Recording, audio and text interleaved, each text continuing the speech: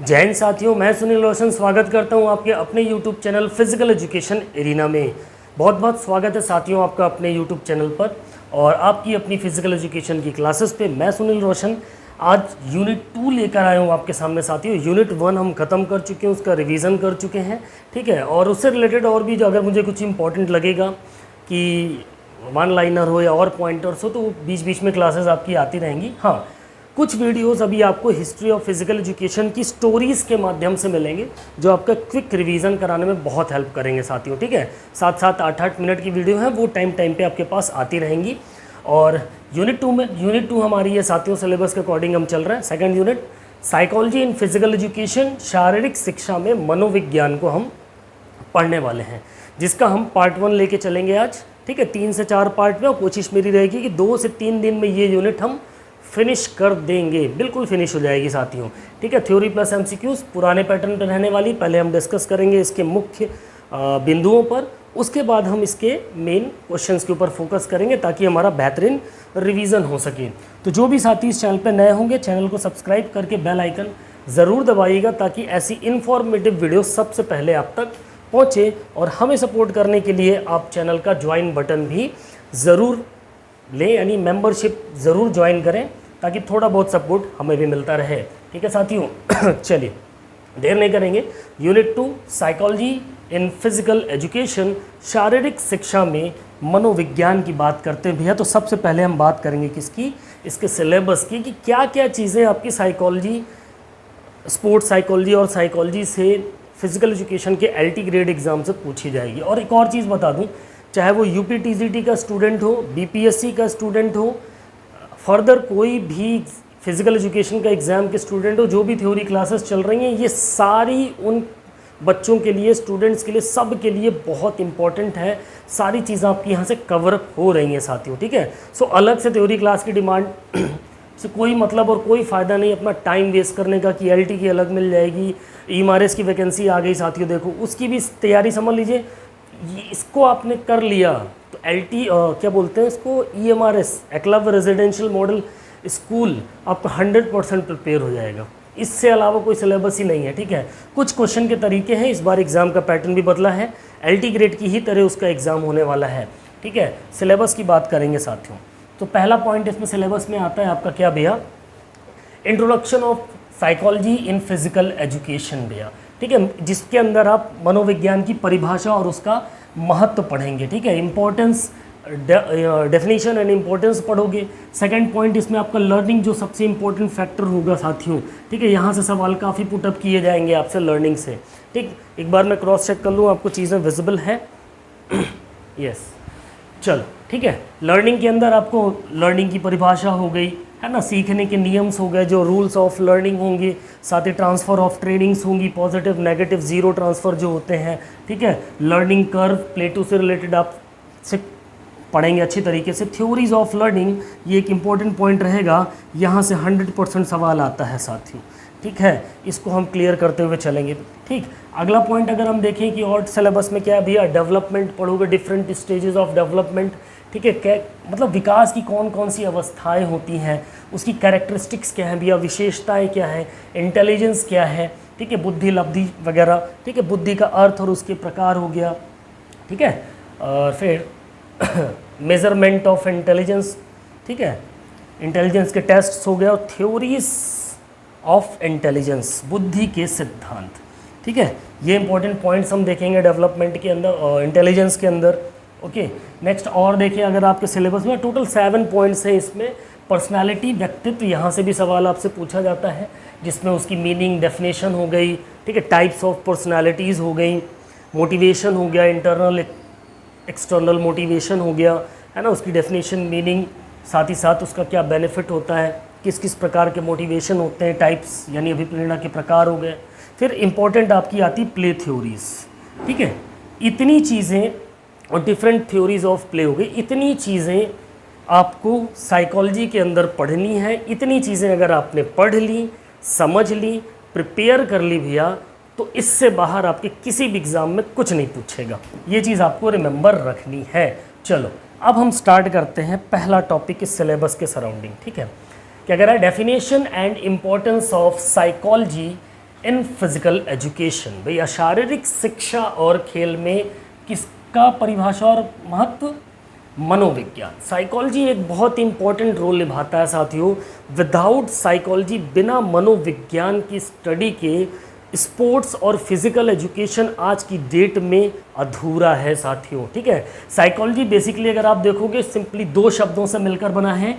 एक है आपका साइके और दूसरा है आपका लॉगोस। ध्यान रखना, एक है आपका साइके और दूसरा है लॉगोस।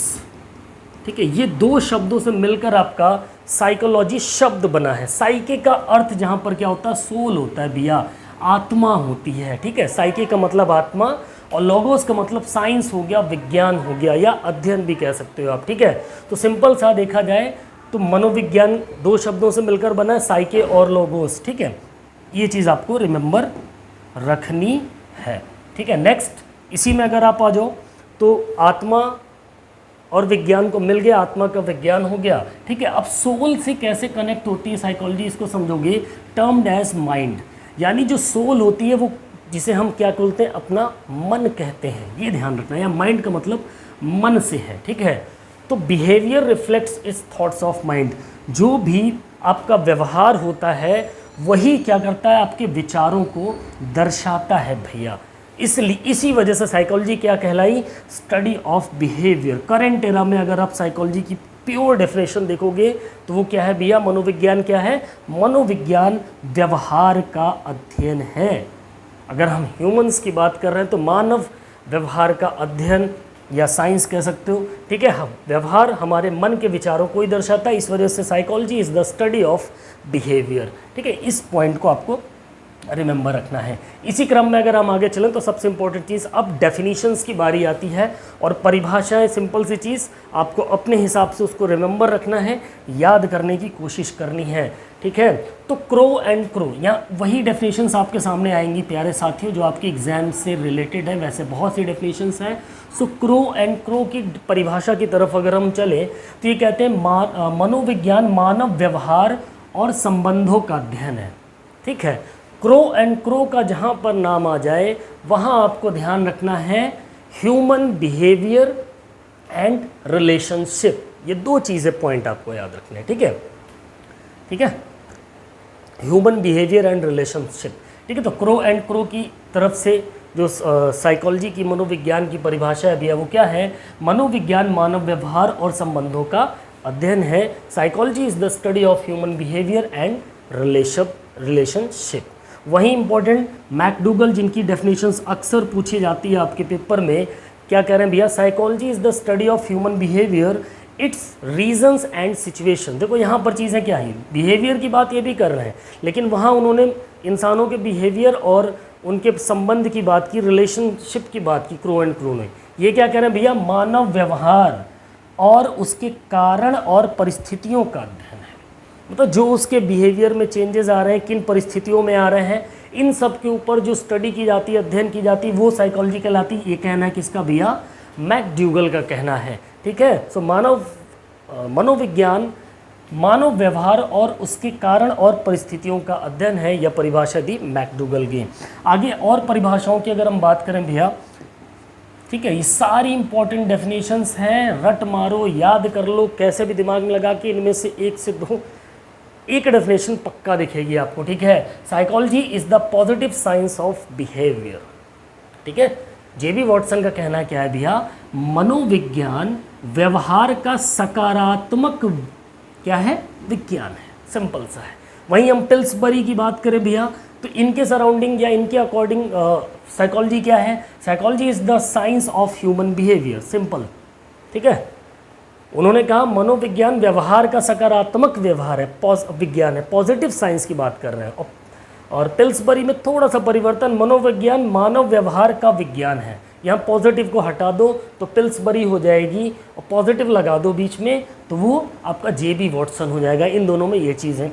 ठीक है, और ये बहुत इंपॉर्टेंट चीज़ है, ध्यान रखिएगा, क्योंकि दोनों डेफिनेशंस बिल्कुल एग्जैक्ट सेम है, बस एक में बीच में पॉजिटिव लगा हुआ है और एक में पॉजिटिव हटा हुआ है। तो जिसमें पॉजिटिव लगा है वो जेबी वॉटसन, जिसमें पॉजिटिव नहीं लगा है वो पिल्सबरी। ध्यान रखिएगा। ठीक है, आगे चलते हैं इसी क्रम में हम। तो अब बात करते हैं भैया मीनिंग ऑफ स्पोर्ट्स। अभी हमने साइकोलॉजी देख ली, ठीक है, उसका अर्थ समझ लिया साइकोलॉजी शब्द का, और मतलब क्या है भैया, आत्मा का विज्ञान कहा जाता है ना। अब अगर हम बात करें भैया स्पोर्ट्स साइकोलॉजी की, तो खेल मनोविज्ञान, ठीक है, तो खेल मनोविज्ञान किससे बना भैया, एक तो मनोविज्ञान और खेल को मिलाकर क्या बन गया भैया, आपका खेल मनोविज्ञान बन गया, ठीक है। Learning physical activities and performance, यानी स्पोर्ट्स साइकोलॉजी के अंदर हम शारीरिक गतिविधियों और प्रदर्शन को सीखने का काम करते हैं। Study of motor skills and methods to improve performance, motor कौशल का अध्ययन करना, प्रदर्शन में सुधारने के तरीके, ठीक है। Psychological factors influence sports performances, मनोवैज्ञानिक कारक खेल प्रदर्शन को प्रभावित करते हैं। इसीलिए साइकोलॉजी के अंदर स्पोर्ट्स साइकोलॉजी एक बहुत इंपॉर्टेंट रोल निभाता है भैया, है ना। तो उस पर हम आगे से चलेंगे, देखेंगे इसमें इसकी डेफिनेशंस भी आपको, इसकी भी डेफिनेशंस अलग अलग ऑथर्स ने दी है या प्रवर्तकों ने दी हैं, उनको भी आपको रिमेंबर रखना पड़ेगा। तो स्पोर्ट्स साइकोलॉजी की डेफिनेशंस की हम बात करें तो जॉन लूथर, पहला नाम आता है आपके सामने जॉन लूथर। इनका कहना है भैया खेल मनोविज्ञान खेल प्रदर्शन और व्यवहार में मनोवैज्ञानिक तथ्यों और सिद्धांतों को लागू करता है, ठीक है। इनका कहना क्या है, खेल मनोविज्ञान खेल प्रदर्शन, आपकी स्पोर्ट्स परफॉर्मेंस, आपका उसमें बिहेवियर और जो भी साइकोलॉजिकल फैक्ट्स होते हैं और उसके जो प्रिंसिपल्स होते हैं, इन सभी को क्या करता है, लागू कर देता है, ठीक है। यानी sports psychology applies psychological facts principles to sports performance and behaviour, इनके अकॉर्डिंग स्पोर्ट्स साइकोलॉजी ये है भैया, ठीक है। फिर एक महत्वपूर्ण नाम आता है सिंगर, इनकी भी डेफिनेशन कई बार कई एग्जाम्स में पूछी गई है। Sports psychology explores one's behaviour in athletics, ठीक है। क्या कहते हैं, खेल मनोविज्ञान एथलेटिक्स में व्यक्ति के व्यवहार की खोज करता है, ठीक है।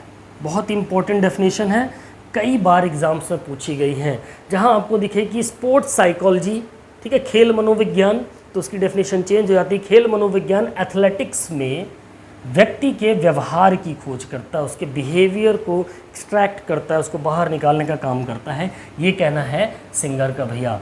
और प्रवर्तकों की बात करें हम तो के.एम. बर्न्स क्या कहते हैं भैया, खेल मनोविज्ञान खेलों में भागीदारी के माध्यम से शारीरिक फिटनेस से संबंधित होता है, ठीक है। यानी sports psychology deals with physical fitness through participation games and sports. खेल मनोविज्ञान की परिभाषा क्या कहते हैं के.एम. बर्न्स, कि भागी खेलों में यानी स्पोर्ट्स के अंदर जो आपका एनरोलमेंट हो रहा है भागीदारी के माध्यम से शारीरिक फिटनेस से संबंधित है, फिजिकल फिटनेस, और स्पोर्ट्स के अंदर आपका एनरोलमेंट के ऊपर जोर देते हैं भैया कौन, के.एम. बर्न्स, ठीक है। क्लार्क एंड क्लार्क, ये एक मोस्ट इंपॉर्टेंट नाम हो सकता है स्पोर्ट्स साइकोलॉजी की डेफिनेशन के लिए। इनका मानना भैया खेल मनोविज्ञान व्यक्तित्व, भावनाओं और प्रेरणा से संबंधित अनुप्रयुक्त मनोविज्ञान है, ठीक है। Applied psychology concern with personality, emotions, motivation and sports, जहाँ पर्सनैलिटी, इमोशन, मोटिवेशन की खेल में बात आ जाए वहाँ आप C&C क्लार्क एंड क्लार्क के साथ जाइएगा भैया, ठीक है। ब्राउन एंड मैकोनी की बात करें तो इनका मानना है भैया खेल मनोविज्ञान विभिन्न कौशल स्तरों पर मनोवैज्ञानिक सिद्धांतों का क्या है भैया, अनुप्रयोग है, application of psychological principle to sports at all. यहाँ प्रिंसिपल्स की बात करें एक कौशल के स्तर के लिए, स्किल लेवल्स के लिए, ठीक है, किसके प्रिंसिपल, साइकोलॉजिकल प्रिंसिपल्स की बात करें, ठीक है, मनोवैज्ञानिक सिद्धांतों की बात जहाँ पर हो वहाँ पर ब्राउन एंड मैकोनी भाई साहब आ जाते हैं, ठीक है। सो ये आपकी स्पोर्ट्स साइकोलॉजी की इंपॉर्टेंट डेफिनेशंस हो गई।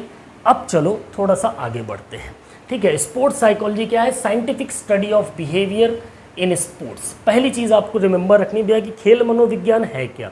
देखो मनोविज्ञान क्या है, मानव व्यवहार का विज्ञान है, इसका अध्ययन करता है ह्यूमन बिहेवियर, ठीक है। वहीं स्पोर्ट्स साइकोलॉजी क्या है, खेलों में व्यवहार का, मतलब देखो साइकोलॉजी तो बेसिकली आपके बिहेवियर पे स्टडी कर रही है ना, और स्पोर्ट्स साइकोलॉजी कैसा बिहेवियर पे स्टडी करेगी, आपके स्पोर्ट्स के दौरान, यानी खेलों के दौरान जो आपका बिहेवियर का साइंटिफिक एनालिसिस होता है ना, वही आपका स्पोर्ट्स साइकोलॉजी कहलाती है।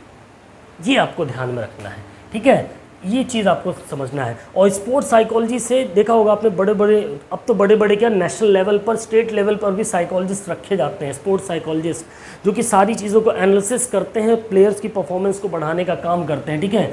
तो कहाँ उनकी मनोवैज्ञानिक तरीके से वो जितना स्ट्रांग होंगे उतना ही वो फिजिकल एफर्ट कर पाएंगे, ठीक है। तो प्रदर्शन में सुधार भी होता है इस वजह से, जब हम इन फैक्टर्स को ध्यान में रखते हैं, ठीक है। मैनेजिंग इमोशंस, भावनाओं का प्रबंधन होता है भैया, पता चलता है कि उसके इमोशंस कैसे हैं, और तभी हम उस पर काम कर पाते हैं, उस प्लेयर के ऊपर, या कोचेस काम कर पाते हैं कि भैया इसकी इमोशंस को कैसे कंट्रोल रखें। पता चला वो बहुत ही ज़्यादा अग्रेसिव इमोशन का है, खेल मैच चल रहा भैया, मार धुआंधार लड़ाई है, झगड़ा हो गया, एक दूसरे का कूट पीट डाले हैं, तो ये सब चीज़ें बाहर निकल कर आती हैं इन सबसे, ठीक है। Reducing effects of injuries and poor performance, भैया चोट और कमज़ोर प्रदर्शन के प्रभावों को कम करने में भी स्पोर्ट्स साइकोलॉजी बहुत बेहतरीन रोल मॉडल निभाती है। इसीलिए स्टार्टिंग में मैंने आपसे कहा था प्यारे साथियों कि without psychology and sports psychology physical education is an half, वो अधूरी है भैया, इनकम्प्लीट है, ठीक है।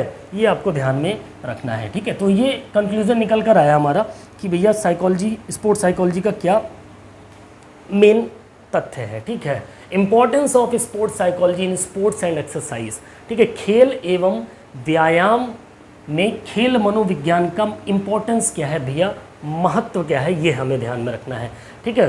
तो इसमें अलग अलग पॉइंट्स आएंगे आपके सामने प्यारे साथियों। तो सबसे पहला आता है, हमें क्या समझना पड़ेगा, पहला इंपॉर्टेंस आता है अंडरस्टैंडिंग बिहेवियर, ठीक है, व्यवहार को समझना, ठीक। अब व्यवहार को जब आप समझ जाते हो तो क्या होता है, खिलाड़ी के व्यवहार को समझने में सहायक होती कौन भैया, स्पोर्ट्स साइकोलॉजी, ठीक है। जब स्पोर्ट्स साइकोलॉजी की तरफ ध्यान दिया जाता है तो सबसे इम्पॉर्टेंट चीज़ एक प्लेयर के, एक स्पोर्ट्समैन के बिहेवियर को कोचेज़ होते हैं और जो भी साइकोलॉजिस्ट होते हैं वो अच्छे से समझ पाते हैं, जो उनके पैरामीटर्स होते हैं उनके सराउंडिंग। इंडिविजुअल ट्रेनिंग प्रोग्राम्स, ठीक है, उसी को समझ करके जब हम उनके बिहेवियर, उनके इमोशंस, इन सब चीज़ों को समझ जाते हैं, उसकी एफिशिएंसी को समझ जाते हैं, उस प्लेयर की एनालिसिस करके, तो हम उसके व्यक्तिगत प्रशिक्षण कार्यक्रमों को डिसाइड कर सकते हैं उसी के हिसाब से, ताकि उसकी परफॉर्मेंस दिन ब दिन और बढ़े ना कि घटे, है ना। कॉम्पिटिटर्स बिहेवियर्स एनालिसिस, साथ ही साथ अपने खिलाड़ियों को तो हम देख ही रहे हैं, जो हमारे अपोनेंट टीम्स हैं, विरोधी खिलाड़ी हैं, अन्य देशों के विरोधी प्लेयर्स हैं, उनका भी बिहेवियर समझने में हमें आसानी होती है स्पोर्ट्स साइकोलॉजी के पैरामीटर्स के द्वारा, जिसके कारण हम अपने प्लेयर्स को और क्या कर सकते हैं,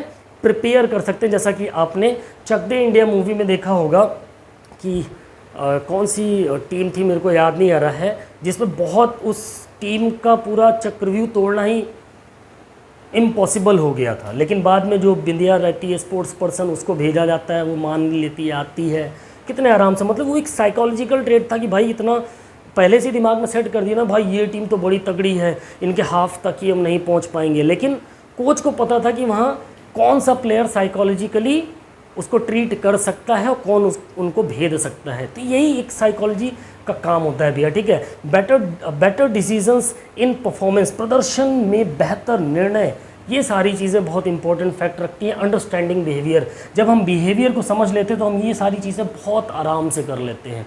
जो हमारे कोचेज़ होते हैं और जो कैप्टन्स होते हैं वो भी इन चीज़ों को बहुत आराम से अपनी टीम पर अप्लाई कर देते हैं, ठीक है। इसलिए स्पोर्ट्स साइकोलॉजी का बहुत ही ज़्यादा इम्पोर्टेंस होता है स्पोर्ट्स के अंदर, गेम्स के अंदर, है ना। फिर नेक्स्ट पॉइंट आता है भैया कंट्रोल इमोशंस, भावनाओं पर नियंत्रण।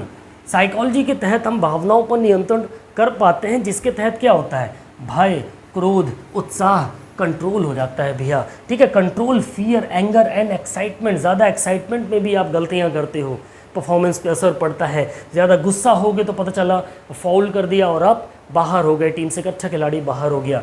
डर गए तो डर के मारे अब परफॉर्मेंस आपकी वीक हो सकती है। तो ये सारी चीज़ें हमें कंट्रोल करने को मिलती है। नकारात्मक प्रभाव से बचाता है भैया स्पोर्ट्स साइकोलॉजी, अगर तरीके से उसको अप्लाई किया गया। प्रिवेंट नेगेटिव इम्पैक्ट, अगर हमने इमोशंस को कंट्रोल कर लिया तो जो भी नेगेटिव थॉट्स आ रहे हैं दिमाग में या सामने से कोई करना चाह रहा है तो वो चीज़ें बच जाती हैं हमसे, ठीक, हम उनसे बच जाते हैं। बैलेंसेस इमोशंस फॉर परफॉर्मेंस, प्रदर्शन हेतु भावनाओं का एक बैलेंस होता है भैया, एक संतुलन होता है, ठीक है। इमोशंस बूस्ट परफॉर्मेंस, भावनाएं प्रदर्शन को बढ़ाती हैं। मतलब हमें ये पता चल जाता है जब हम अपना स्पोर्ट्स साइकोलॉजिकली एनालिसिस करते हैं, हम अपनी इमोशंस को कंट्रोल कर लेते हैं, तो हमें खुद पता चल जाता है कि किस इमोशन को हम कहाँ पे अप्लाई करेंगे, कौन सी भावना हमारे अंदर जागेगी जिससे हमारी परफॉर्मेंस को बढ़ेगी, हम उसी तरफ चल पड़ते हैं। ठीक है, सो नेक्स्ट पॉइंट की बात करेंगे, इन्हांसमेंट इन फिजियोलॉजिकल कैपेसिटीज़, शारीरिक क्षमताओं में भी वृद्धि होती है भैया। अब ये इसके लिए क्या है, प्रोत्साहन सहित सहन शक्ति बढ़ाती है। जो प्रेरणा होती है भैया वो आपकी क्या सहन शक्ति को बढ़ाती है ना, आपके स्टैमिना को, आपके एंड्योरेंस को बिल्डअप करती है। जब मोटिवेशन होता है तो मोटिवेशन किसका पार्ट है, साइकोलॉजी का ही पार्ट है, और साइकोलॉजी के अंदर से स्पोर्ट्स साइकोलॉजी आ रही है। इन्हांस फिजिकल एबिलिटीज़, शारीरिक क्षमताओं को बढ़ना, क्योंकि आपकी बॉडी जब आप मेंटली प्रिपेयर हो जाते हो ना साइकोलॉजिकल तरीके से, तो आपकी बॉडी क्या होती है, बहुत तीव्र गति से चीज़ों को अडॉप्ट करती है। हेल्प्स कंकर अपोनेंट, प्रतिद्वंदी को हराने में सहायक होती, बिल्कुल सहायक होगी भाई। जब आपके अंदर अच्छा खासा स्टैमिना है, एंड्योरेंस है, और आप फिज़िकली आपकी जो क्या बोला जाए कैपेबिलिटीज़ हैं वो बढ़ रही हैं लगातार, तो डेफिनेटली आपके जो अपोनेंट होंगे आप उनको हराने में क्या करेगा भाई, सहायक होगी, या बहुत ही आसानी से आप हरा सकोगे।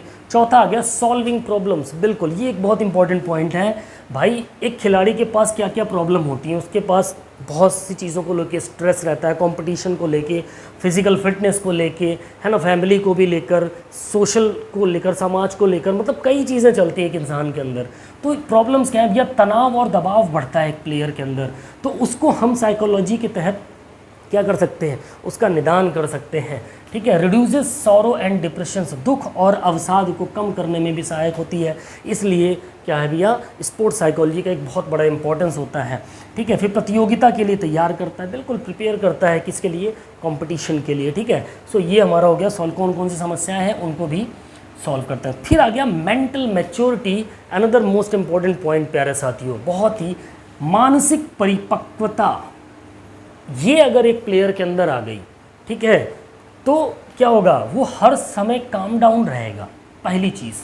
ठीक है, काम रहेगा, एकदम कामलेस रहेगा, है ना, कामलेस नहीं, कामनेस रहेगा। ठीक है, तो डिसीजन लेने में उसको आसानी होगी। ठीक है, इम्प्रूव सेल्फ कॉन्फिडेंस, उसका एक स्पोर्ट्स पर्सन का आत्मविश्वास बढ़ाने में सहायता मिलती है। बेटर स्पोर्ट्स परफॉर्मेंस, बिल्कुल ये सारी चीज़ें होंगी तो ऑटोमेटिक एक ही चीज़ बढ़ेगी, उसकी पर्सनालिटी में तो उसका इम्प्रूवमेंट हो ही रहा है, लेकिन साथ साथ स्पोर्ट्स परफॉर्मेंस भी उसकी लगातार क्या होगी, इन्हांस होती रहती है। ठीक है, चलिए नेक्स्ट पॉइंट की बात करें, मोटर स्किल लर्निंग, कौशल सीखने में सहायक होता है। बिल्कुल, जो भी आपकी पर्टिकुलर मोटर स्किल्स होती हैं, साइकोलॉजी उसमें बहुत ज़्यादा हेल्प करती है भैया। रेडीनेस फॉर लर्निंग, सीखने की तत्परता, आपकी क्या तत्परता है सीखने की, वो क्लियर होती है। लॉ ऑफ लर्निंग साइकोलॉजी, मतलब ये पता चलता है कि आप सीखने के लिए कितने तत्पर हैं, कम है कि ज़्यादा है कि मीडियम है, उसी हिसाब से आपका बताया ना कि पर्सनल ट्रेनिंग प्रोग्राम्स हो जाते हैं, और फिर उनको एक अलग से ट्रेनिंग या उनको मोटिवेशन की तरफ भेजना है, या जो वो कर रहे हैं सही कर रहे हैं उसमें और उनको लोड देना, ये सारी चीज़ें साइकोलॉजी के तहत की जा सकती है। मनोविज्ञान के अधिगम के नियम, फिर मोटर कौशल में सुधार, बिल्कुल ठीक है, इम्प्रूव्स मोटर स्किल्स। ठीक है, चलिए ये 6 पॉइंट्स हो गए आपके। 7वां आ गया आपका पीक परफॉर्मेंस, उच्चतम प्रदर्शन, ये आखिरी पॉइंट होगा इसका। खेल एवं व्यायाम में खेल मनोविज्ञान का महत्व क्या है भैया, डिफ़िकल्ट टू रीच सस्टेन, शिखर तक पहुंचना और टिकना कठिन होता है भैया, लेकिन अगर आप साइकोलॉजिकली फिट हैं तो होता है ना, जैसे आप एक बार पीक पे पहुंच तो गए शिखर तक, लेकिन अब भूत सवार हो गया, आपके अंदर चेंजेस आ गए, आपके बिहेवियर में चेंज आ गया, है ना, आप बहुत ज़्यादा एरोगेंस हो गया, एटीट्यूड बहुत ज़्यादा बढ़ गया, है ना, तो ये सारी चीज़ें यहाँ से परखी जाती हैं और उसके ऊपर काम किया जाता है, तभी वो क्या होता है, लगातार उस शिखर पे पहुँचने के बाद भी बहुत से खिलाड़ी हैं जो टिके रहते हैं। जैसे suppose that for an example, अगर आप देखो एक सिंपल सा एग्जांपल है, 2 एग्जांपल आपके सामने बहुत बेहतरीन है, सचिन तेंदुलकर और महेंद्र सिंह धोनी।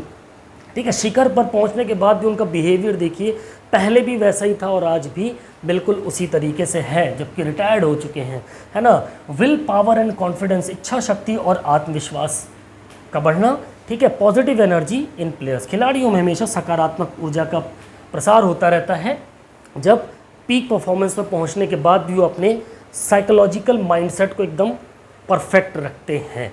ठीक है, इसीलिए क्या है, ये सारे आपके जो भी एक्सरसाइजेज हैं और आपके स्पोर्ट्स हैं, इनमें स्पोर्ट्स साइकोलॉजी का बहुत ज़्यादा इम्पोर्टेंट रोल होता है। बिना इसके आपका स्पोर्ट्स और फिज़िकल एजुकेशन कंप्लीट नहीं होता भैया। ठीक है, नेक्स्ट पॉइंट की हम बात करेंगे। चल सो नेक्स्ट पॉइंट आता है हमारा फाउंडर्स ऑफ साइकोलॉजी। ध्यान रखिएगा, मोस्ट इम्पॉर्टेंट पॉइंट्स, सवाल आना ही आना है यहाँ से। ठीक है, फादर ऑफ साइकोलॉजी यानी मनोविज्ञान के जनक की बात करो, कहाँ कहाँ क्या क्या चीज़ें इनरोल ही देख लेते हैं। फादर ऑफ साइकोलॉजी की बात करें, मनोविज्ञान के जनक की बात करें तो विलियम वुंड का नाम याद रखिएगा। ठीक है, साइकोलॉजी, जब मनोविज्ञान के जनक की बात हो तो विलियम वुंड। फिर फादर ऑफ मॉडर्न साइकोलॉजी की बात करें, आधुनिक मनोविज्ञान के जनक की बात करें तो सिगमंड फ्रायड का नाम याद रखिएगा। ठीक है, और फिर फादर ऑफ स्पोर्ट्स साइकोलॉजी की अगर बात की जाए तो भैया कॉलमैन ग्रिफिथ का नाम रिमेंबर रखिएगा। ये 3 नाम आपको 100% रिमेंबर होने चाहिए। केवल साइकोलॉजी से पूछा गया विलियम वुंड, मॉडर्न साइकोलॉजी से पूछ लिया सिगमंड फ्रायड, और स्पोर्ट्स साइकोलॉजी से पूछ लिया कॉलमैन ग्रिफिथ। ये 3 नाम आपको याद रखने हैं। ठीक है, चलिए नेक्स्ट पॉइंट पे चलते हैं। फर्स्ट स्पोर्ट्स साइकोलॉजी स्कूल्स, पहली या पहले खेल मनोविज्ञान शाला। ठीक है, first school in the world. अगर विश्व की हम बात करें भैया तो साइकोलॉजी का पहले स्कूल की बात करें तो कहाँ पर, किसने खोली, इसको ओपन करने का क्रेडिट किसको जाता है, डॉक्टर कार्ल डीन को जाता है। ये ध्यान रखिएगा वर्ल्ड के अंदर। ठीक है, वहीं इंडिया की बात अगर हम करें भारत में तो मिस्टर एम.एल. कमलेश या डॉक्टर एम.एल. कमलेश को ये जाता है प्रयोगशाला खोलने के लिए। मनोविज्ञान की जो शाला है उसको खोलने के लिए पहला जो प्रयास किया गया या श्रेय दिया जाता है एम.एल. कमलेश। इनकी बुक्स भी बहुत बेहतरीन बुक्स हैं फिजिकल एजुकेशन की। ठीक है, ये ध्यान रखते हैं, दोनों नाम बहुत इंपॉर्टेंट हो जाते हैं। नेक्स्ट पॉइंट आता है changes in meaning of psychology.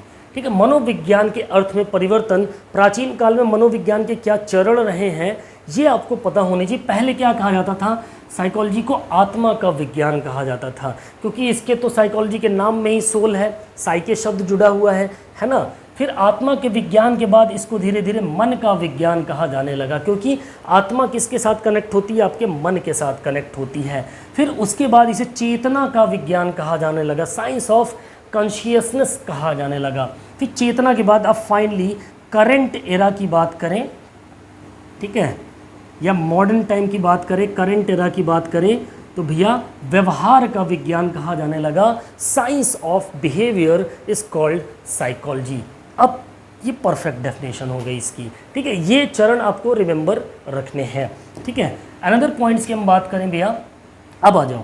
ये पहला हमने meaning, definitions and importance of psychology and sports psychology हमने अच्छे से रिमेंबर कर दी। इससे बाहर आपको कुछ नहीं पढ़ना है, इतने में से ही आपका काम 100% बेहतरीन तरीके से हो जाना है प्यारे साथियों। ठीक है, तो अब आ जाओ, पहले टॉपिक का पार्ट 1 हमने ख़त्म किया। अब इसके इंपॉर्टेंट क्वेश्चंस की बात करते हैं भैया। तो अब हम सॉल्व करेंगे क्या, इसके मोस्ट इम्पॉर्टेंट क्वेश्चंस पे। ठीक है, टॉप 20 क्वेश्चंस होंगे आपके सामने। ठीक है, इन 20 क्वेश्चन को बहुत फटाफट से सॉल्व करेंगे। पहला क्वेश्चन क्या कह रहा है, फर्स्ट क्वेश्चन आपसे भैया, चलिए एक बार चेक कर लेते हैं क्वेश्चंस आपको विजिबल हैं कि नहीं, क्योंकि बहुत से स्टूडेंट्स का कहना था सर बड़ा छोटा छोटा दिखता है। आपकी प्रॉब्लम सॉल्व कर दी मैंने, बड़ा दिखेगा। ठीक है, इसीलिए मैंने स्लाइड्स का फॉर्मेट भी थोड़ा चेंज किया। ठीक है, ताकि आपको और अच्छे से क्लियर विजिबल हो। तो top 20 MCQs from psychology and sports psychology. पहला सवाल आपसे कह रहा भैया, the word psychology is derived from which 2 words. ठीक है, मनोविज्ञान शब्द किन 2 शब्दों से मिलकर बना है। ठीक है, सोल एंड लोगोस, आत्मा और लोगोस से। ठीक है, साइके और लोगोस से, मन और विज्ञान से, मस्तिष्क और विज्ञान से। चलो फटाफट से बताएंगे क्वेश्चन नंबर 1 का सही जवाब क्या होगा। सभी के आंसर आने चाहिए भैया। क्या होगा सही जवाब, बिल्कुल ऑप्शन बी के साथ अगर आप जाते हैं, साइके एंड लोगोस, जैसा कि हमने फर्स्ट स्लाइड में क्लियर किया था, ठीक है, साइके और लोगोस। साइके मीन्स आत्मा, लोगोस मीन्स विज्ञान, ठीक है। ऑप्शन बी यहाँ पर आपका इसका करेक्ट आंसर हो जाएगा। नेक्स्ट क्वेश्चन की बात करेंगे। अगला सवाल आपसे क्या कह रहा है, who defined psychology as the positive science of behaviour, ठीक है। अभी मैंने समझाया था जहाँ पर सकारात्मक जुड़ा है और जहाँ पर सकारात्मक नहीं जुड़ा है, उन दोनों के नाम में आपको ध्यान रखना है, ठीक है। मनोविज्ञान को व्यवहार का सकारात्मक विज्ञान किसने कहा भैया? मैकडूगल ने कहा, जेबी वॉटसन ने कहा, क्रो एंड क्रो ने कहा, या फिर पिल्सबरी ने कहा? चलो फटाफट से बताओ, सभी के जवाब आने चाहिए। क्वेश्चन नंबर 2 का करेक्ट आंसर क्या होगा? ठीक है, देखो मैकडूगल तो है नहीं, है ना, और क्रो एंड क्रो भी नहीं है, ठीक है। बचे आपके जेबी वॉटसन और पिल्सबरी में मैंने बताया था किसमें लगता है सकारात्मक विज्ञान, बताओ क्या होगा सही जवाब? बिल्कुल ऑप्शन बी के साथ अगर आप जाते हो मिस्टर जेबी वॉटसन, तो इनका ये कहना था कि व्यवहार का सकारात्मक विज्ञान ही मनोविज्ञान है, ठीक है। अनदर क्वेश्चन, नेक्स्ट क्वेश्चन की बात करेंगे। अगला सवाल क्वेश्चन नंबर 3 आपसे कह रहा है प्यारे साथियों, according to Crow and Crow psychology is the study of, यानी कि क्रो एंड क्रो के अनुसार मनोविज्ञान किसका अध्ययन करता है भैया? ह्यूमन माइंड का, मानव के मन का, ह्यूमन बिहेवियर एंड रिलेशनशिप का, मानव व्यवहार और उससे संबंध का, आत्मा का, सोल का, या फिर मोटिवेशन, प्रेरणा का? चलो भैया बताओ फटाफट से, सभी के जवाब आने चाहिए। क्वेश्चन नंबर 3 का करेक्ट आंसर क्या हो जाएगा? बिल्कुल ऑप्शन बी के साथ अगर आप जाते हैं, ह्यूमन बिहेवियर एंड रिलेशनशिप, मानव व्यवहार और उसके संबंध को का अध्ययन ही मनोविज्ञान है, ये कहना था भैया मिस्टर क्रो एंड क्रो का, ठीक है। क्वेश्चन नंबर 4 की तरफ चलेंगे। चौथा सवाल आपसे क्या कह रहा है भैया, स्पोर्ट्स साइकोलॉजी मेनली स्टडीज, वाकई बता रहा हूँ इसमें सबसे ज़्यादा कन्फ्यूज़न ना बच्चों को स्पोर्ट्स साइकोलॉजी में होती है कि सर ये मनोविज्ञान ना पढ़ने में मज़ा नहीं आता, समझ में नहीं आता। एक्चुअली ये टॉपिक ही ऐसा है, ये थोड़ा सा ना, जैसे हम कभी 11th 12th क्लास में थे तो हम जैसे हिस्ट्री हो गया, बड़ी बोरिंग सी लगती थी चीज़ें, ठीक है, नींद आ जाती थी। तो कुछ हल इसके साथ भी है, बट मेरा यकीन मानो 3 से 4 क्लास के अंदर ना हम इसको इस तरीके से ख़त्म करेंगे, आपको लगेगा इसमें कुछ है ही नहीं, ठीक है, क्योंकि आपका विज़न क्लियर हो जाएगा भैया हमको क्या पढ़ना है, कितना पढ़ना है। मेरी क्लास का सिर्फ इतना सा सिद्धांत रहता है, आपके एग्ज़ाम के अकॉर्डिंग आपको क्या पढ़ना है और कितना पढ़ना है, आपका समय भी बचे, आपके पैसे भी बचें। स्पोर्ट्स साइकोलॉजी मेनली स्टडीज़, खेल मनोविज्ञान मुख्य रूप से किसका अध्ययन करता है भैया? ठीक है, motor skill and performance improvement, ठीक है, मोटर कौशल और प्रदर्शन में सुधार का अध्ययन करता है, फिजिकल इंजरीज का अध्ययन करता है, शारीरिक चोटों का, साइंस ऑफ सोल का, आत्मा का, विज्ञान का, या फिर खेलों के नियम का? अब देखो ऑप्शंस के हिसाब से आपको जाना है, ये ध्यान रखिएगा, ठीक है। खेल मनोविज्ञान मुख्य रूप से किसका अध्ययन करता है? अगर उसकी अध्ययन, देखो क्वेश्चन को समझो, आत्मा का विज्ञान तो प्राचीन समय में, मतलब करंट एरा में चलो, तो ये ऑप्शन सी पे तो जाना ही नहीं। अब इसके अलावा बताओ आप, ठीक है, खेल के नियमों का अध्ययन करता है? नहीं। शारीरिक चोटों का अध्ययन करता है? नहीं। देखो मेन क्या होता है, आपकी स्किल्स जो है, परफॉर्मेंस है, उसमें क्या इंप्रूवमेंट हो रही है, किस प्रकार से सुधार हो रहा है, इन सारी चीज़ों का पीछे इंपॉर्टेंस में आपने अगर देखा होगा तो पॉइंट मैंने दे रखा था, ठीक है। ऑप्शन ए यहाँ पर आपका करेक्ट आंसर हो जाएगा, motor skills and performance improvement. ध्यान रखिएगा, क्वेश्चन नंबर 4 का जो करेक्ट आंसर होगा दैट इज ऑप्शन ए। हाँ, अगर यहाँ पर दिया होता बिहेवियर ऑप्शन में, तो आप बिहेवियर के साथ जाते हैं, ह्यूमन बिहेवियर, ठीक है। Next question, sports psychology explores one's behaviour in athletics, this definition was given by, क्या कह रहा है, खेल मनोविज्ञान एथलेटिक्स में व्यक्ति के व्यवहार की खोज करता है भैया। ये परिभाषा किसने दी? किया, व्यक्ति के व्यवहार की खोज एथलेटिक्स में किसने बताया? सिंगर ने, के.एम. बर्न्स ने, क्लार्क एंड क्लार्क ने, या फिर जॉन लूथर ने? बताओ भैया, इंपॉर्टेंट क्वेश्चन है। क्वेश्चन नंबर 5 का करेक्ट आंसर क्या होगा? क्या होगा सही जवाब? 5वें का, बिल्कुल। अगर आप जाते हैं ऑप्शन ए, ये डेफिनेशन किसकी थी पीछे बताई? सिंगर भाई साहब की थी, ठीक है। चलो नेक्स्ट क्वेश्चन आपसे क्या कह रहा है, असर्शन बेस्ड क्वेश्चन होगा। कथन है भैया, खेल मनोविज्ञान प्रदर्शन के दौरान भावनाओं के प्रबंधन में मदद करता है, इमोशंस के मैनेजमेंट में, क्योंकि यह चोटों और कमज़ोर प्रदर्शन के मानसिक प्रभावों को कम करता है, ठीक है। ऑप्शंस आपके सामने हैं, फटाफट से बताएंगे इसका सही जवाब क्या होगा। सभी के जवाब आने चाहिए। 6 क्वेश्चन का करेक्ट आंसर क्या हो जाएगा भैया? बिल्कुल ऑप्शन ए के साथ जाएंगे। Both A and R correct and R is the correct explanation of A. ठीक है, सही बात है। खेल मनोविज्ञान प्रदर्शन के दौरान भावनाओं के प्रबंधन में मदद करता है, और जब आपकी इमोशंस कंट्रोल होंगे तभी क्या होगा? तभी तो आपके कमज़ोर प्रदर्शन और मानसिक प्रभावों को कम करेगा, तभी तो क्या होगा? आपका प्रदर्शन इंप्रूव होगा, है ना। चलो भाई, next question number 7, match the following है, लेकिन इसमें क्या है, ऑप्शंस के लिए मेरे को जगह नहीं बची यार, तो अपने से मिलाएंगे हम। फर्स्ट का क्या होगा, सेकंड का क्या होगा, या टाइपिंग एरर कह सकते हैं, वो पार्ट छूट गया ऑप्शंस का, बट क्वेश्चन तो आपके सामने है ना। चलिए, दी गई परिभाषाएं यहाँ डेफिनेशंस दे रखी हैं, 4 परिभाषाएं हैं, उसके हिसाब से हमें क्वेश्चंस को मैच करना है। पहली परिभाषा कह रही भैया, मनोविज्ञान मानव व्यवहार का विज्ञान है। अब बताओ ये किसने कहा? मनोविज्ञान मानव व्यवहार का विज्ञान है। ठीक है, अगर सकारात्मक होता तो पिल्सबरी नहीं होता। आई बात समझ में? ठीक है, पहले का बी, मनोविज्ञान मानव व्यवहार और संबंधों का अध्ययन है। बताओ भैया ये किसने कहा? मानव व्यवहार, अभी पीछे क्वेश्चन में देखा आपने, है ना। हाँ, mister crow and crow, second का ए हो जाएगा। फिर खेल मनोविज्ञान एथलेटिक्स में व्यवहार का अध्ययन करता है। बताओ भैया, एथलेटिक्स की बात जहाँ गई तो कौन भाई साहब होंगे इसके साथ? किसने कही डेफिनेशन?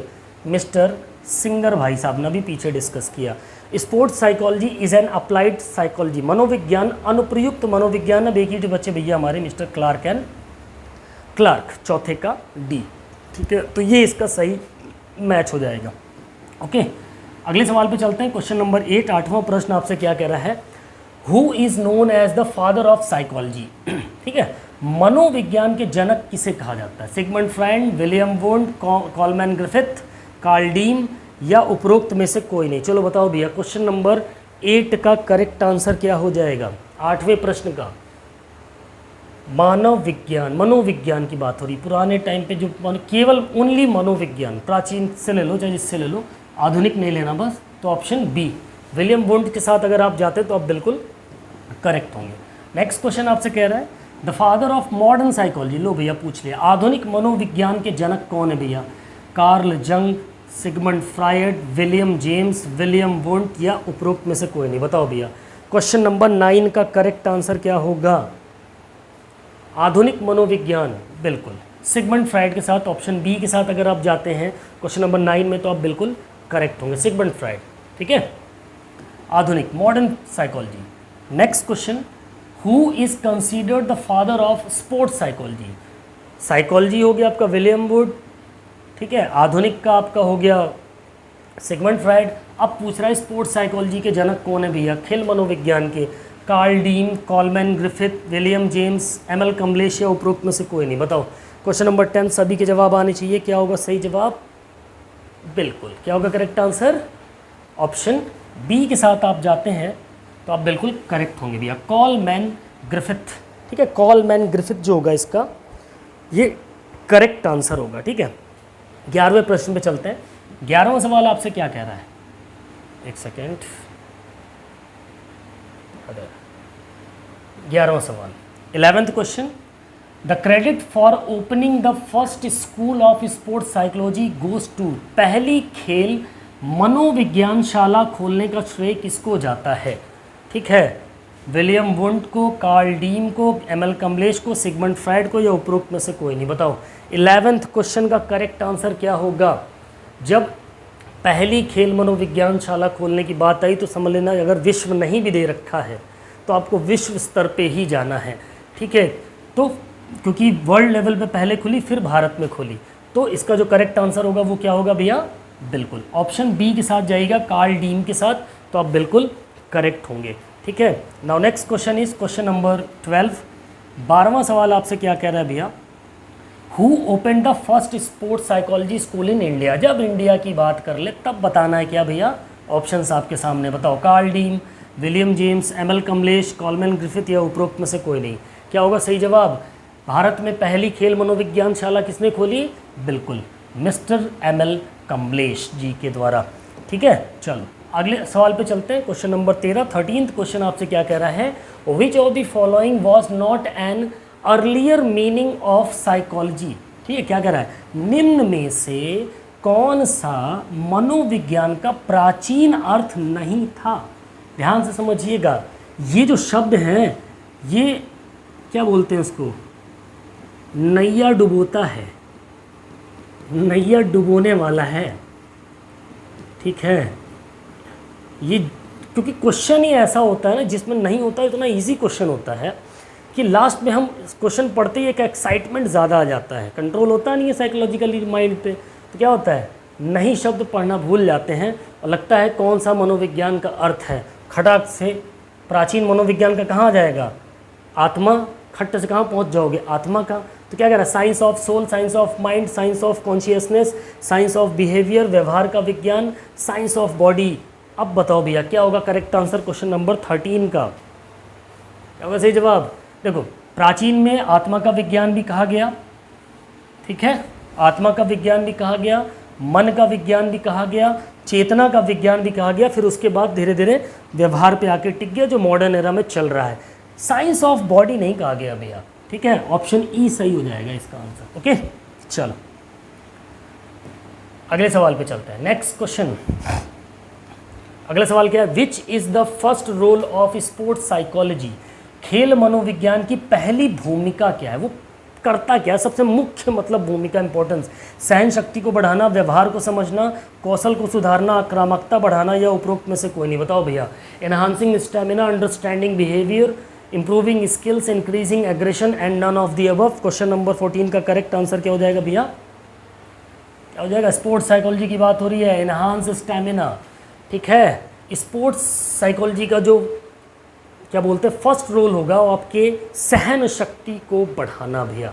ठीक है, चलो व्यवहार को समझने के साथ भी लोग जाएंगे, अंडरस्टैंडिंग बिहेवियर, बट वो साइकोलॉजी के अंदर आता है। पहले साइकोलॉजी समझी जाती है, फिर उसको स्पोर्ट्स साइकोलॉजी में अप्लाई किया जाता है। इसीलिए आपकी किताब में देखोगे पहले साइकोलॉजी है, फिर उसके बाद स्पोर्ट्स साइकोलॉजी का एक अलग से पार्ट है। ठीक है, 15th क्वेश्चन की तरफ चलेंगे। 15वां प्रश्न क्या कह रहा है, sports psychology helps in controlling which of the following. खेल मनोविज्ञान निम्नलिखित में से किसे नियंत्रित करने में मदद करता है। फियर, एंगर, एक्साइटमेंट, भय, क्रोध और उत्साह को। फूड हैबिट्स को, भोजन की आदतों को कंट्रोल करवाता है। एनवायरनमेंट को, वातावरण को, आयु कारक को, एज फैक्टर्स को, या फिर उपरोक्त में से कोई भी नहीं। क्या होगा सही जवाब भैया क्वेश्चन नंबर 15 का, बिल्कुल ऑप्शन ए के साथ अगर आप जाते हैं, फियर, एंगर, एक्साइटमेंट का मैनेजमेंट करना, उसको कंट्रोल करना, ठीक है, उसको नियंत्रित करने में क्या करता है स्पोर्ट्स साइकोलॉजी आपकी हेल्प करता है, कि स्पोर्ट्स पर्सन की हेल्प करता है। 16वां प्रश्न क्या कह रहा है भैया, ध्यान से समझेंगे क्वेश्चंस को। Which factor helps in enhancing physiological capacities. ठीक है, शारीरिक क्षमताओं में वृद्धि किस कारक से होती है। क्या कह रहा है, देखो शारीरिक क्षमताओं में वृद्धि, डेवलपमेंट क्यों, ग्रोथ कब होती है, स्ट्रेस की वजह से, प्रेरणा मोटिवेशन की वजह से, आलस की वजह से, लेजीनेस नींद की वजह से, या उपरोक्त में से कोई नहीं। क्या होगा सही जवाब, ठीक है, फिजियोलॉजिकल कैपेसिटीज़ में इनमें से किसकी वजह से वो कैपेबिलिटीज़ या कैपेसिटीज़ बढ़ती हैं, बिल्कुल जब क्या होता है मोटिवेशन, अगर ऑप्शन के हिसाब से हम देखें। ठीक है, ऑप्शन बी सही हो जाएगा 16 का। नेक्स्ट क्वेश्चन नंबर 17 की हम बात करेंगे। 17वां प्रश्न आपसे क्या कह रहा है भैया, sports psychology helps to solve which problems. ठीक है, खेल मनोविज्ञान किन समस्याओं को हल करने में सहायक होता। प्रॉब्लम्स की बात हो गई, स्ट्रेस एंड टेंशन, दुख और अवसाद, ठीक है, प्रॉब्लम्स बिफोर कंपटीशन, प्रतियोगिता पूर्व समस्याएं, उपरोक्त सभी, या उपरोक्त में से कोई नहीं। क्या होगा सही जवाब भाई, स्ट्रेस को कंट्रोल करने में मदद करता है, बिल्कुल, दुख और अवसाद को भी मिटाने में मदद करता है, बिल्कुल, प्रतियोगिता के पूर्व जो समस्याएं आती हैं यही सब समस्याएं हैं, इनको हेल्प करने में मदद करता है, यानी ऑप्शन डी के साथ अगर आप जाएंगे ऑल ऑफ दी अबव, उपरोक्त सभी, तो बिल्कुल करेक्ट आंसर हो जाएगा भैया। नेक्स्ट क्वेश्चन की बात करेंगे। क्वेश्चन नंबर 18 क्या कह रहा है आपसे, mental maturity in sports psychology leads to. खेल मनोविज्ञान में मानसिक परिपक्वता किस ओर लेके जाती है भैया। ठीक है, मोर स्ट्रेस, अधिक तनाव की तरफ, आत्मविश्वास, कॉन्फिडेंस की तरफ, सेल्फ कॉन्फिडेंस की तरफ, आक्रामकता, एग्रेशन की तरफ ले जाती है, ठीक है, लेजीनेस, आलस की तरफ, या उपरोक्त में से कोई नहीं। बताओ क्वेश्चन नंबर 18 का करेक्ट आंसर क्या होगा? सभी के जवाब आने चाहिए फटाफट से। क्या होगा सही जवाब? बिल्कुल। किस ओर ले जाती है भैया? खेल मनोविज्ञान में जो मानसिक परिपक्वता होती है, मेंटल मैच्योरिटी होती है, वो आपको सेल्फ कॉन्फिडेंस की तरफ ले जाती है, उसको बिल्डअप करने का काम करती है। ऑप्शन बी यहाँ पर आपका करेक्ट आंसर हो जाएगा। नेक्स्ट क्वेश्चन की बात करेंगे। 19th क्वेश्चन आपसे क्या कह रहा है? Motor skills learning depends upon, motor कौशल सीखना किस पर निर्भर करता है भैया? रेडीनेस टू लर्न, सीखने की तत्परता, एज ऑफ प्लेयर, खिलाड़ी की आयु, फिजिकल साइज, शारीरिक आकार, फैमिली बैकग्राउंड, पारिवारिक पृष्ठभूमि, या इनमें से कोई नहीं। मोटर कौशल, ठीक है, मोटर डेवलपमेंट किस पर निर्भर करता है? फटाफट से बताएंगे। इसका सही जवाब क्या होगा? सीखने की तत्परता के साथ अगर आप जाते हैं ऑप्शन ए के साथ तो आप बिल्कुल करेक्ट होंगे भैया, ऑप्शन ए सही हो जाएगा। नेक्स्ट क्वेश्चन की बात करेंगे, इस टॉपिक का आखिरी सवाल, क्योंकि इस मीनिंग डेफिनेशंस की बात करें, साइकोलॉजी, स्पोर्ट्स की इंपॉर्टेंस की, बस इतने ही सवाल घूम फिर के आपके अगल बगल से आने हैं, ठीक है। Sports psychology ensures peak performance through, खेल मनोविज्ञान उच्चतम प्रदर्शन किससे सुनिश्चित करता है? मनी एंड पावर, धन और शक्ति से, will power and self confidence, इच्छा शक्ति और आत्मविश्वास से, कोचिंग ओनली, केवल कोचिंग के जरिए, आक्रामक व्यवहार के जरिए यानी एग्रेसिव बिहेवियर, या फिर उपरोक्त में से कोई नहीं। बताओ भैया क्वेश्चन नंबर 20 का करेक्ट आंसर क्या होगा? खेल मनोविज्ञान उच्चतम प्रदर्शन किससे सुनिश्चित करता है भैया? आपकी विल पावर और सेल्फ कॉन्फिडेंस से, इच्छा शक्ति और आत्मविश्वास से, ठीक है। ऑप्शन बी यहाँ पर आपका करेक्ट आंसर हो जाएगा भैया, ठीक है। सो ये थी हमारी आज का पार्ट 1। पार्ट 2 भी बहुत जल्द आपको देखने को मिलेगा। हो सकता है क्या कि मेरी पूरी जिम्मेदारी है कि एक दिन में एक से ज़्यादा क्लास लाने की कोशिश करूं, ताकि ये टॉपिक भी, ये यूनिट भी आपका जल्दी से जल्दी ख़त्म हो जाए, ठीक है। और अगली इम्पॉर्टेंट बात भैया कि जिस भी साथी को, चाहे वो EMRS हो, ठीक है, ध्यान से समझिएगा, BPSC हो, ठीक, LT ग्रेड हो, ओके, UPTGT हो, आने वाली KVS का भी आपको नोटिफिकेशन देखने को मिलेगा और NVS का नोटिफिकेशन भी देखने को मिलेगा, और इसी साल मिलेगा भैया 2025 में कहूँगा। ये क्या है भैया? गोल्डन एरा है। ये गोल्डन एरा है किसके लिए? फिजिकल एजुकेशन एस्पिरेंट्स के लिए, जिसने इस 2025 के अंदर इन सभी वैकेंसीज़ में से एक में भी झंडा गाड़ दिया, उसका जीवन सुधर जाना है भैया। क्योंकि इस 2025 के बाद आप मुझसे लिख करके ले लो, आने वाले 4 साल तक, ठीक है, फिज़िकल एजुकेशन की कोई वैकेंसी नहीं आने वाली है। 2030 से पहले कोई वैकेंसी नहीं आएगी, ये रिमेंबर रखिएगा आप। यानी अब नहीं तो फिर कभी नहीं, ठीक है, ये ध्यान रखिएगा। और इस बार सभी वैकेंसीज़ में संख्याएं बहुत अच्छी हैं, ठीक है। सिर्फ BPSC को छोड़कर, अगर BPSC TRE 4 में सीटों की संख्या कम कर दी इन्होंने, बाकी सब में आपको अच्छी खासी संख्या देखने को मिल रही हैं, ठीक है। और इसके अलावा मैं अगर इम्पोर्टेंट पॉइंट की आपको बात करूं भैया, तो ये आपको ध्यान में रखना है कि जितने भी एग्ज़ाम्स को मैंने बताया, लगभग सब का सिलेबस सेम है, बस थोड़ा सा पेपर पैटर्न में डिफरेंस होता है। जैसे 2 पेपर्स का मैं ऑप्शन आपके सामने दे रहा हूँ, ठीक, एक है BPSC और एक है EMRS, ठीक है, ठीक। LT ग्रेड मेंस को हटा दो, प्री का लगभग सेम ही होता है सभी पेपर जैसा, ठीक है। BPSC में बस सिलेबस लगभग सब कुछ सेम है, ठीक है। बस क्या डिफरेंस भैया, वहाँ जो ऑप्शंस होते हैं वो 5 ऑप्शन वाले होते हैं और कंसेप्ट बेस्ड क्वेश्चन आते हैं, कंसेप्चुअल क्वेश्चन आते हैं, ठीक है, ये ध्यान रखना है। तो उसके लिए आपको क्या पढ़नी पड़ेगी? थ्योरी पढ़नी पड़ेगी, उसके इंपॉर्टेंट तथ्यों को पढ़ना पड़ेगा, वो रिमेंबर रखना पड़ेगा। लेकिन नहीं, आपको तो MCQ सॉल्व करने में मज़ा आता है, ठीक है। EMRS में क्या है, इसमें 20 क्वेश्चन, ठीक है, आपके 20 क्वेश्चन या 10 क्वेश्चन, ऑब्लिक लगा दिया मैंने, ये आएंगे आपके क्या बोलते हैं इसको, केस स्टडी बेस आएंगे। ध्यान से समझ लीजिए, ठीक है। जिन्होंने पेपर दिया होगा पिछली बार होश उड़ गए थे, ठीक है, और सिलेक्शन की घंटी बज जाती है फिर यहीं से। ये सिलेक्शन वाले क्वेश्चन होंगे, 10 केस स्टडी बेस, और अच्छे खासे क्वेश्चन आते हैं इसमें। इसको अलग से पढ़ना पड़ेगा आपको, मेरी जिम्मेदारी, बहुत अच्छी तरीके से आपको पढ़ाएंगे, ठीक है। केस स्टडी बेस भी और ये भी। बीपीएससी के लिए पिछली क्लासेस भी मैंने डाल रखी हैं, इसी चैनल के अंदर पड़ी हुई हैं। आप जाइए, प्रीवियस ईयर की जितनी भी मेरी TRE 3 की क्वेश्चन सीरीज़ मैंने करा रखी है, उनसे आपका अच्छा खासा रिवीजन होना है। थ्योरी क्लासेस भी करा रखी हैं, कितनी बार कोर्सेज को रिपीट कराया जाए, करंट हम पढ़ाई देंगे, और ये चल ही रहा है आपका करंट में देखा जाए थ्योरी क्लासेस, है ना। तो इनसे पढ़िए। बाकी मेरा प्रयास रहेगा कि मैं उस चैनल पे बीपीएससी को कंटिन्यू करूं। प्रैक्टिस सेट लगा हुआ हूं, जल्दी उस पर भी काम शुरू हो जाएगा, क्योंकि बहुत सी चीज़ें हैं, एक को पकड़ें तो अच्छे से खींचेंगे, और इसके साथ हम बीपीएससी को भी लेके चल रहे हैं। आप ये मत सोचिए कि बीपीएससी के एमसीक्यूज़ नहीं हो रहे हैं तो आपकी बीपीएससी की क्लास नहीं चल रही। भैया बीपीएससी का ही मैटर है, जो यूपीएलटी ग्रेड में चल रहा है या ईएमआरएस में जो आने वाला पेपर है उसके लिए, ठीक है। इस चीज़ को ध्यान रखिए, ठीक।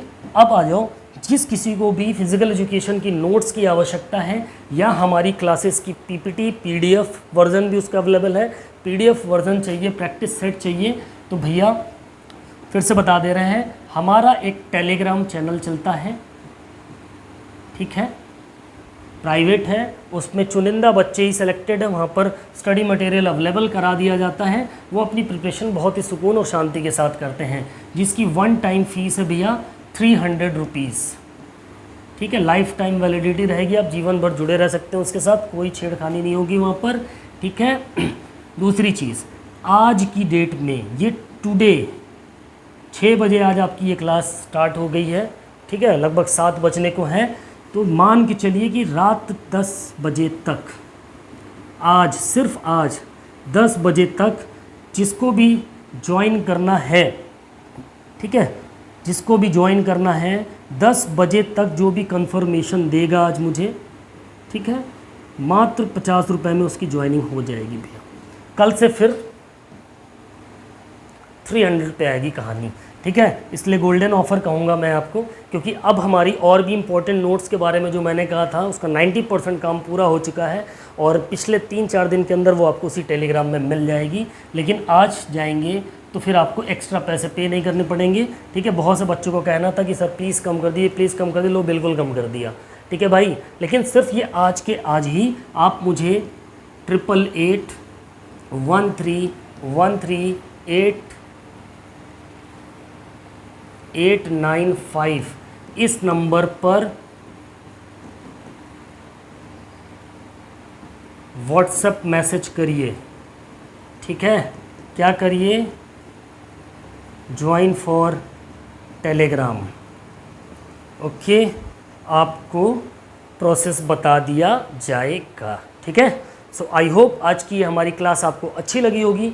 अगर हमारी मेहनत आपको पसंद आती है तो चैनल को लाइक सब्सक्राइब शेयर ज़रूर करिएगा। सो मिलते हैं अपनी नेक्स्ट क्लास में, नेक्स्ट वीडियो में, नेक्स्ट टॉपिक के साथ। तब तक के लिए बाय बाय, टेक केयर, जय हिंद, वंदे मातरम, फिजिकल एजुकेशन जिंदाबाद।